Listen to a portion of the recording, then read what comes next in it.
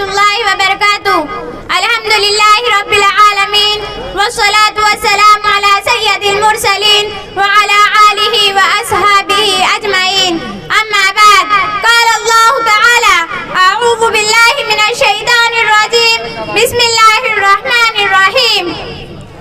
الرجال قوامون على النساء بما فضل الله بعضهم على بعض وبما أنفقوا من أموالهم فالصالحات قانتات حافظات للغيب بما حفظ الله.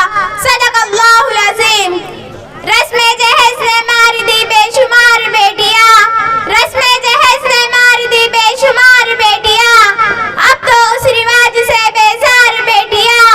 کیسے انہیں جہیز دے کیسے شادیاں کرے، کیسے انہیں جہیز دے کیسے شادیاں کرے، جس غریب باپ کی ہو دو چار بیٹیاں. محترم حضرات، آج میری تقریر کا موضوع ہمارے سماج اور سوسائٹی کا عنصر ہے جس سے سینکڑوں گھروں کو ویران کر دیا ہے، جس سے کھلتے ہوئے گلاب کی کلیوں کو مسل کر رکھ دیا ہے اور ہزاروں جوان لڑکیوں کے جذبات کو روند کر انہیں بوڑھی کر دیا ہے. یہ وہ مہلک اور خطرناک بیماری ہے جسے ہم اور آپ جہیز کے نام سے یاد کرتے ہیں. جہیز ہمارے معاشرے کا ایک مہلک ناصر بنتا جا رہا ہے. یہ ایک ایسی لعنت ہے جس نے ہماری لڑکیوں کا جینا مشکل کر دیا ہے. اس منحوس جہیز کی بنیاد پر ہندوستانی معاشرے میں آئے دن اخبارات میں یہ خبریں چھپتی رہتی ہے کہ فلاں شوہر نے اپنی نئی دلہن کو جہیز نہ ملنے پر موت کے گھاٹ اتار دیا ہے، فلاں سسرال والوں نے مزید جہیز کا مطالبہ پورا نہ کرنے پر اپنی بہو پر مٹی کا تیل چھڑک کر جلا دیا ہے، فلاں مقام پر من پسند جہیز نہ ملنے کی وجہ سے سسرال والوں نے اپنی بہو کو پھانسی کا پھندا ڈال کر ہلاک کر دیا ہے. یہ جلتی ہوئی امت کے معصوم کلیاں ہم سے سوال کرتی ہے، ہم سے پوچھتی ہے: کیا گناہ تھے ہمارے، کیا قصور تھے ہمارے جو ہمیں موت کی سزا دی گئی ہے؟ ہمارے اوپر مٹی کا تیل چھڑک کر ہمیں نذر آتش کیا جا رہا ہے کہ ہمیں اس لیے جلایا جا رہا ہے کہ ہمارے پاس جہیز میں دینے کے لیے گاڑیاں نہیں ہیں. محترم حضرات، ہمیں ان جلتی ہوئی دو شہزادوں کی فریاد کا جواب کل قیامت کے دن دینا ہوگا. وَإِذَا الْمَوْءُودَةُ سُئِلَتْ بِأَيِّ ذَنبٍ قُتِلَتْ. جب قیامت کے دن زندہ درگور کی گئی لڑکیوں سے ان موت کے گھاٹ اتاری گئی دو شہزادوں سے پوچھا جائے گا: تمہیں کس جرم کی پاداش میں مٹی کا تیل چھڑک کر جلایا گیا تھا؟ تمہیں کس گناہ کے نتیجے میں پھانسی کے پھندے پر لٹکایا گیا تھا؟ حضرات، ہمارے پاس اس کا کوئی جواب نہ ہوگا. محترم حضرات، نکاح در حقیقت ایک نیک عورت کو حاصل کر کے گھر کو آباد کرنے کا ذریعہ ہے.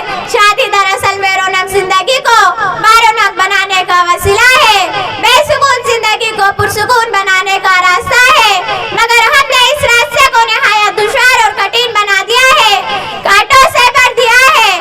بعض شادیاں خوشی کے بجائے مصیبت کا پیغام لانے لگی ہے، فرحت و مسرت کے بجائے غم کے بادل برسانے لگی ہے.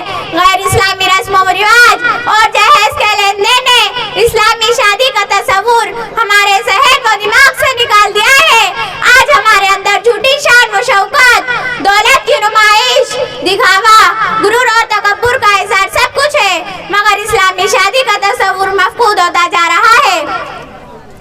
نکاح دو خاندانوں کو ملانے کا ذریعہ ہوتا ہے، دونوں کو ایک دوسرے سے مامون، محفوظ اور بے فکر کر دینے کا سبب ہوتا ہے.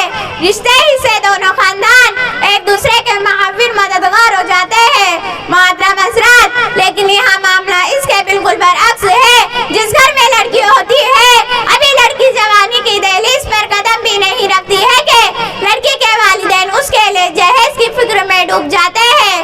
ان کی راتوں کی نیند اڑ جاتی ہے، ان کا چین و آرام چھین جاتا ہے. اب وہ یہ سوچنے لگتے ہیں کہ جہیز کے سامان کا کہاں سے انتظام ہوگا، لڑکے کے گھر والوں کے مطالبات کس طرح پورے ہوں گے. زمین بیچ کر یا سود پر قرضہ لے کر گویا اپنی لڑکی کا نکاح نہیں کر رہے ہیں بلکہ لڑکی کے لیے لڑکا خرید رہے ہیں. اس لیے منہ مانگی قیمت بہر صورت ادا کرنی ہے. عجیب ماجرا ہے حضرات دیکھیے، عجیب ماجرا ہے حضرات دیکھیے، داماد مانگتا ہے خیرات دیکھیے. حضرات گرامی، شادی کے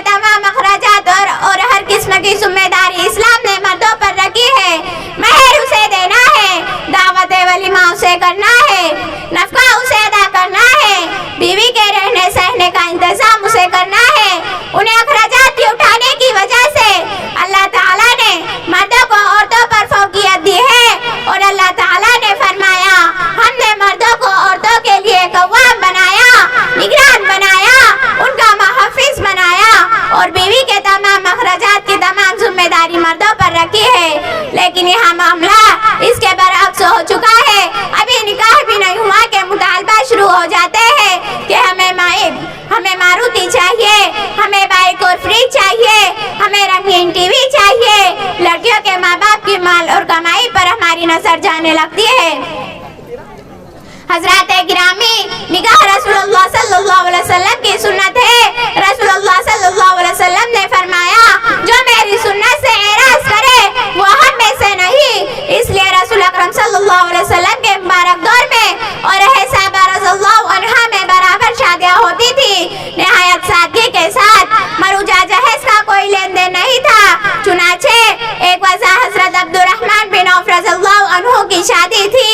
حضرت عبدالرحمن بن عوف کی شادی ہو چکی، لیکن رسول اللہ صلی اللہ علیہ وسلم کو خبر تک نہ ہوئی اور نہ ہی خبر دینے کی ضرورت محسوس کی گئی۔ جب شب زفاف منا کر حضرت عبدالرحمن بن عوف رسول اللہ صلی اللہ علیہ وسلم کی مجلس میں پہنچے تو آپ نے ان پر خوشبو کے رنگ کا نشان دیکھ کر معلوم کیا، عبدالرحمن یہ رنگ کیسا؟ کیا شادی ہو چکی؟ حضرت عبدالرحمن فرماتے ہیں جی ہاں۔ تو آپ نے فرمایا کہ کیا مہر دیا ہے؟ حضرت عبدالرحمن فرماتے ہیں یا رسول اللہ ایک کھجور کی گٹلی کے برابر سونا دیا ہے۔ تو آپ نے ان کو مبارکباد دیتے ہوئے ولیمے کی دعوت کا مطالبہ فرمایا۔ اے مسلمانوں، اللہ سے ڈرو، اپنی اولاد کے درمیان انصاف کرو۔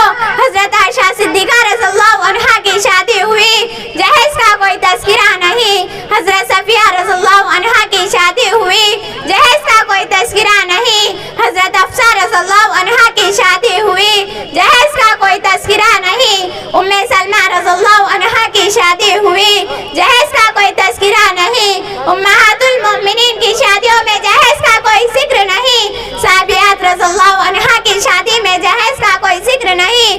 تابعات کی شادیوں میں جہیز کا کوئی ذکر نہیں۔ اس لیے جہیز کو سنت رسول اللہ صلی اللہ علیہ وسلم کہنے کی قطعاً گنجائش نہیں ہے۔ ہاں اگر ذکر ہے تو مہر کا ہے۔ مہر ادا کرنا شوہروں پر واجب ہے، اس کے بغیر نکاح تام نہیں ہو سکتا۔ آج ہمارے معاشرے میں مہر بھی ایک رسم بن گئی ہے۔ نکاح کے وقت مہر متعین کر کے صرف لکھ لیا جاتا ہے، مگر بعد میں ادا کرنے کی کوئی فکر نہیں ہوتی۔